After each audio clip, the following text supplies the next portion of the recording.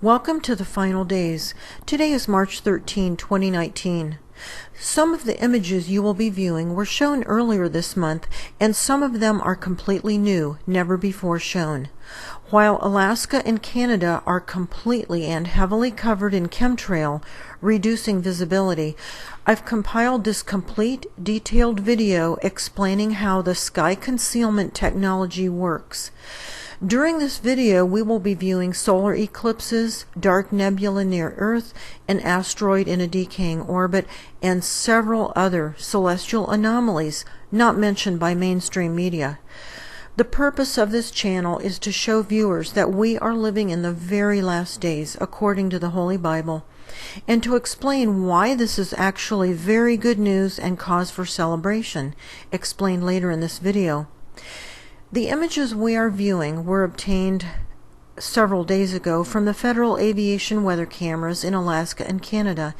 Each image is 10 minutes apart from the next, forming a time-lapse video when strung together, such as the one playing now, taken from cameras in different locations throughout Alaska.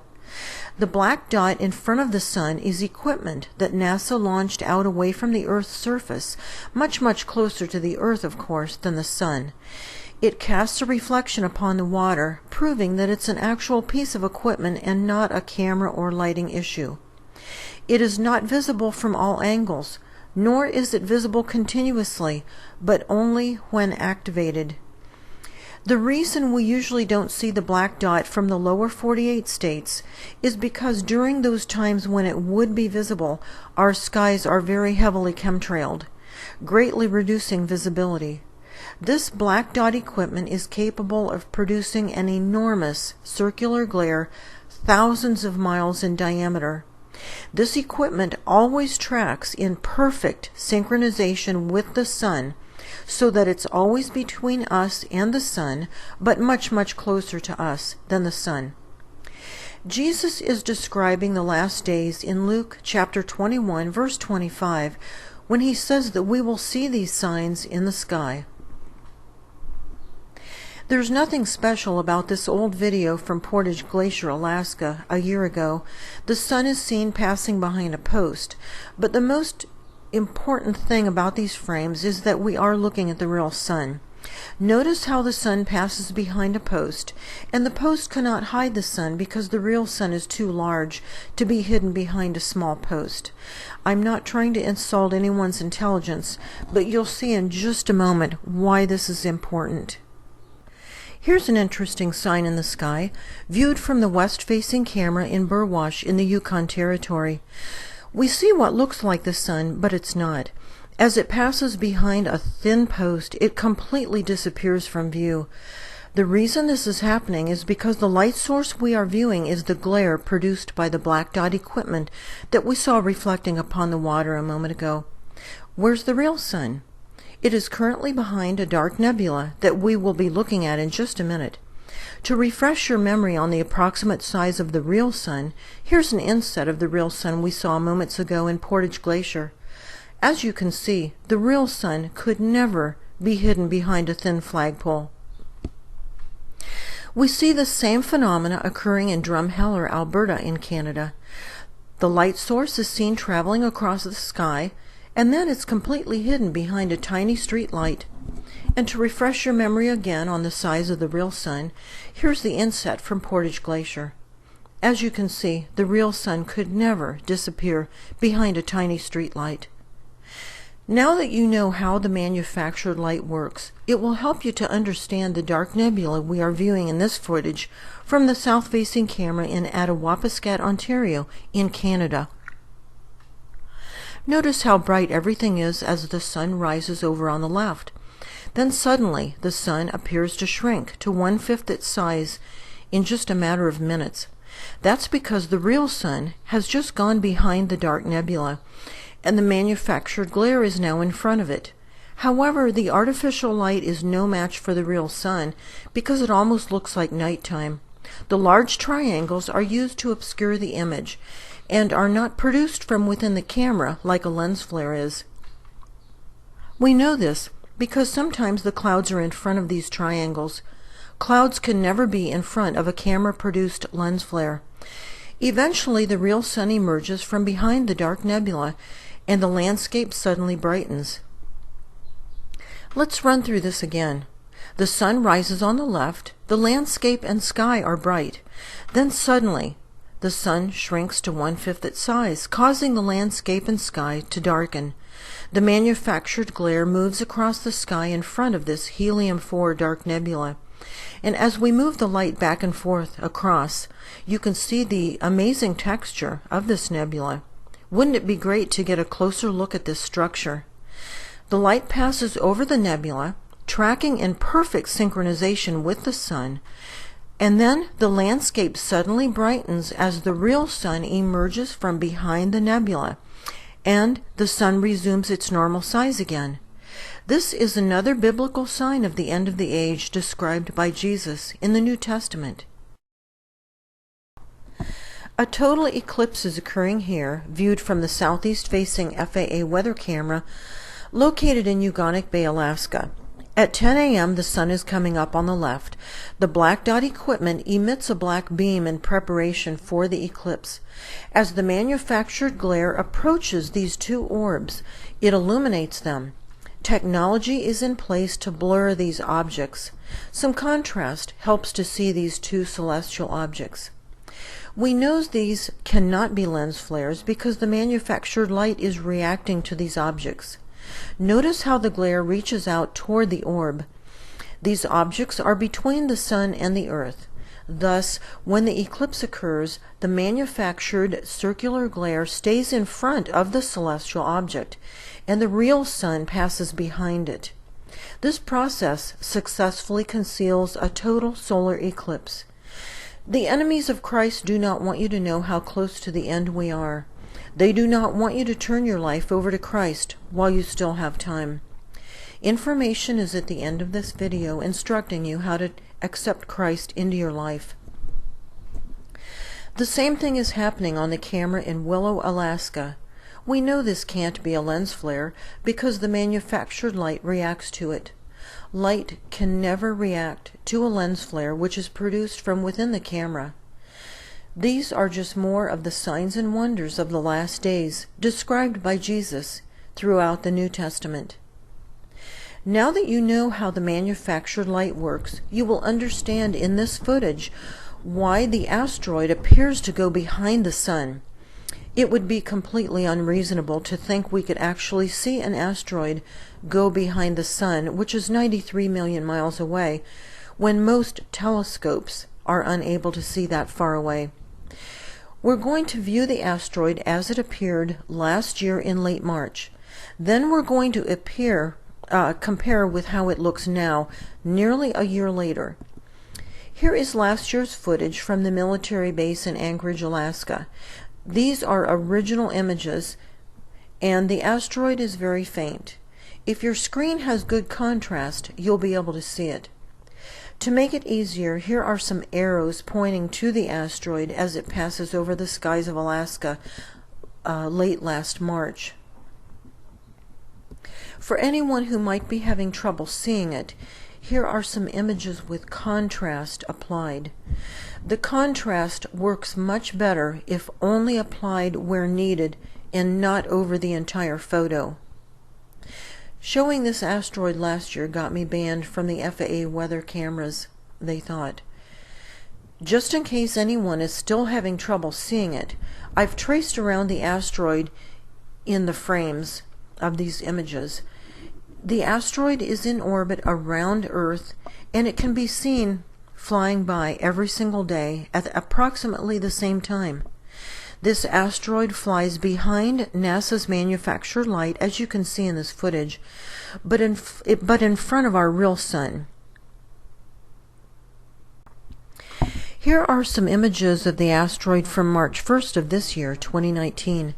The sun is lower because it's 3 weeks earlier in the month. The visibility is not as good because the Alaskan skies are now covered with atmospheric chemicals that produce a milkiness. In case your screen doesn't have sufficient contrast to view the asteroid, these red arrows will help mark its path. If you still can't see it, contrast is added here. The close-up images with contrast help to see that the asteroid is noticeably larger this year than it appeared last year. And in a moment we'll see exactly how much larger it is. I've smudged out the sun in these size comparison images. Please forgive my bad artwork. The black circles are last year's asteroid, and the red circles are this year's. These circles were drawn around the asteroid in each frame of the footage shown just moments ago. Of course, where the sun was in the center of the photo from last year, I had to estimate the asteroid's location in just a couple frames, but the rest of these circles were drawn around the actual image of the asteroid. These images show a simple mathematical size comparison. Here is last year's asteroid. I traced around it with a digital pencil. Then I added horizontal lines at the top and the bottom of the asteroid. Last year's asteroid is 57 screen pixels in height. Here is this year's asteroid. I did the same thing by drawing a circle around it and adding horizontal bars at the top and the bottom. The height of this year's asteroid is 73 screen pixels. This year, the asteroid appears 28% larger than it did last year. The asteroid looks bigger. It is closer. Science tells us that when an orbiting object gets closer, it's in an unstable, decaying orbit, which is not sustainable. It will come down. I'm not an astronomer, but it's easy to see that this asteroid is most likely many miles in diameter at a minimum. This article by InsideScience.org, like many other science articles, tells us that the asteroid that killed the dinosaurs was 7 or 8 miles wide. The asteroid we are seeing here is no doubt much larger in order to actually be seen with the naked eye through daytime atmosphere. Our world leaders will have no choice but to try and break it up with explosives. If they are successful, pieces will fly unpredictably. The Bible's book of Revelation describes 2 such objects falling to earth and causing upheaval during the time of the Great Tribulation, which we believe is very close. Our next video comes from Puntia Lake, Alaska. Notice how the sun flashes as it rises up from behind the mountains.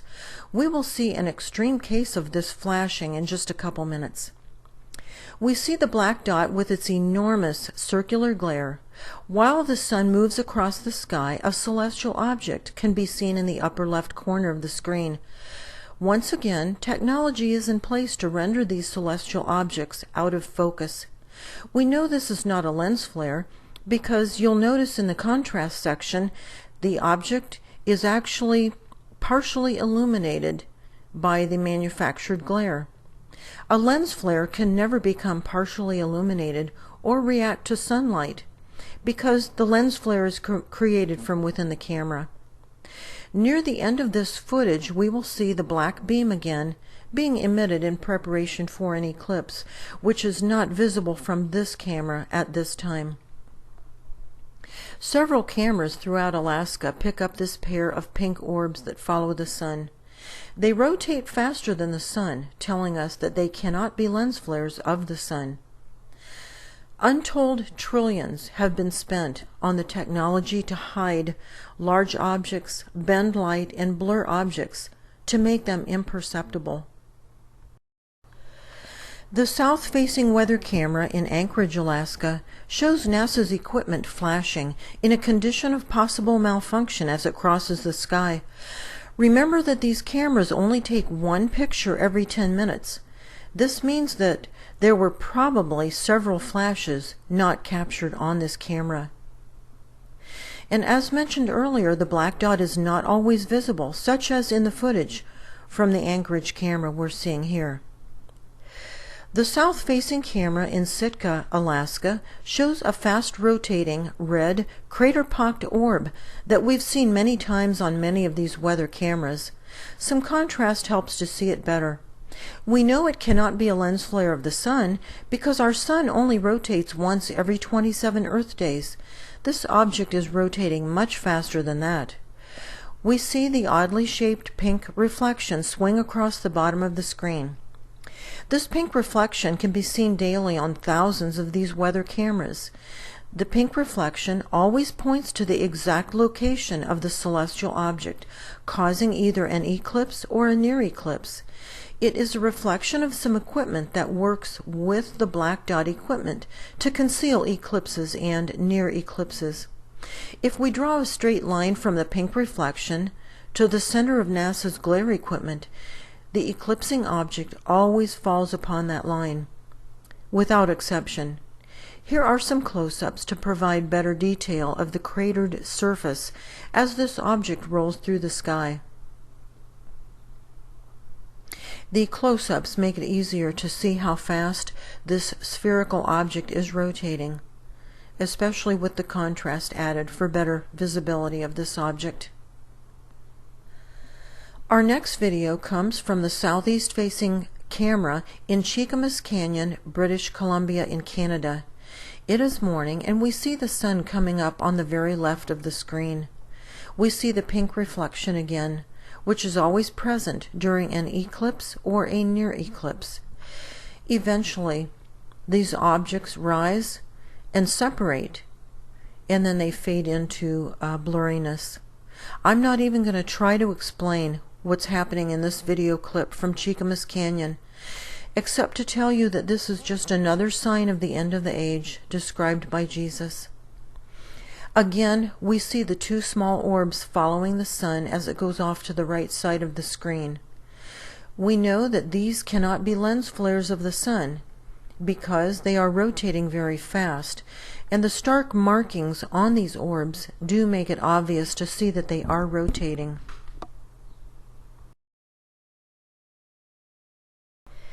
In Port Lions, Alaska, we see NASA's equipment emitting another black beam in preparation for an eclipse.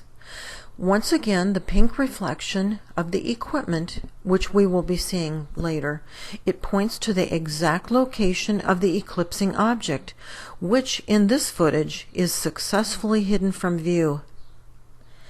As dusk approaches in Tok, Alaska, we can see the very faint image of a large orb rotating, and a faint red orb comes into view for just a few frames before it fades from view into the atmospheric chemicals. A close-up look with some contrast added helps to see these images a little better, and if you look really closely, you can actually see the red orb near the bottom left corner of the screen. It's very blurry, and it's only visible for a few frames before it disappears. The southwest-facing camera in Talkeetna, Alaska, shows two objects in the sky, barely visible, and very difficult to see even with contrast. As we move through this footage, the celestial object at the bottom fades from view into the atmospheric chemicals. However, the larger object in the upper left corner of the screen becomes partially illuminated by the sun. Thus, we know this cannot be a lens flare. A lens flare cannot react to the sun or become partially illuminated by the artificial glare. The manufactured light source reacts wildly with this object as it shoots out glare toward it. And as we run back and forth through those few frames, notice that this large object, although it does react to the light, it doesn't move. It is obviously a stationary object. Many telescopes and cameras have captured these enormous lenses that have been put into place to hide the approaching celestial system, which will make its closest pass to Earth during the time of the Great Tribulation, which is very near.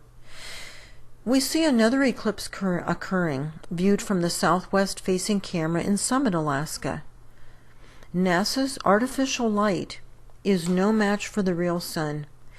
Notice how dark the sky and landscape quickly become as the manufactured glare moves in front of the celestial object and the real sun moves behind it. Once again, this process successfully hides an eclipse from view. The west-facing camera in Chilkat, Alaska shows two celestial objects. Some contrast helps to see them better. The larger object up in the left corner is blurred by technology, making it very difficult to see. The rest of this footage shows the red planet rolling across the sky, as we've seen many times before.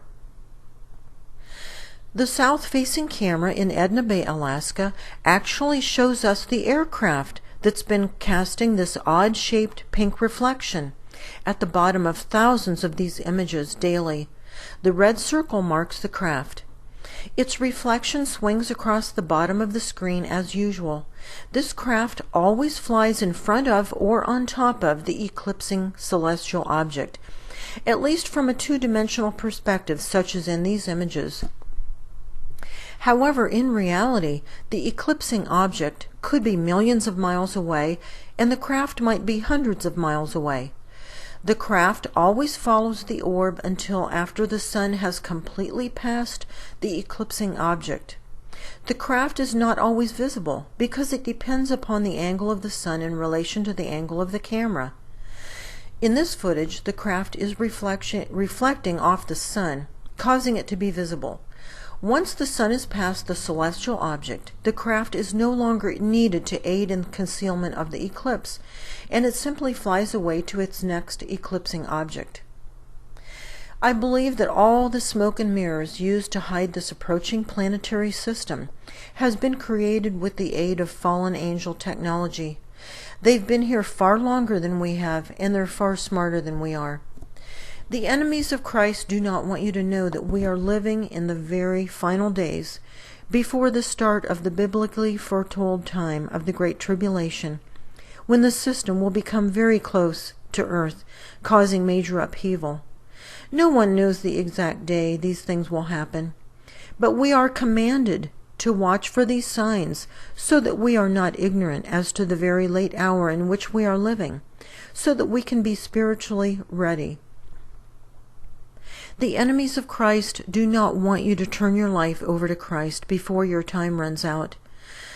The screens at the end of this video provide instructions on how to accept Jesus into your heart and your life and begin living a Christ-centered life. The approaching Great Tribulation is actually good news and cause for celebration for faithful followers of Christ. There is no need for any fear whatsoever. The Bible clearly promises us that those Christians who are found living in holiness will be removed from the earth before the arrival of the Great Tribulation.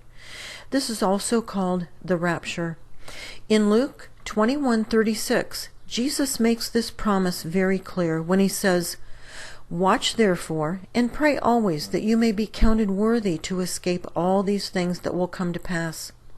This is Christ's promise that those who are counted worthy will escape all of God's wrath during the Great Tribulation. To be counted worthy, we must be living in holiness. Living in holiness is following the 10 Commandments and also the teachings of Christ in the New Testament.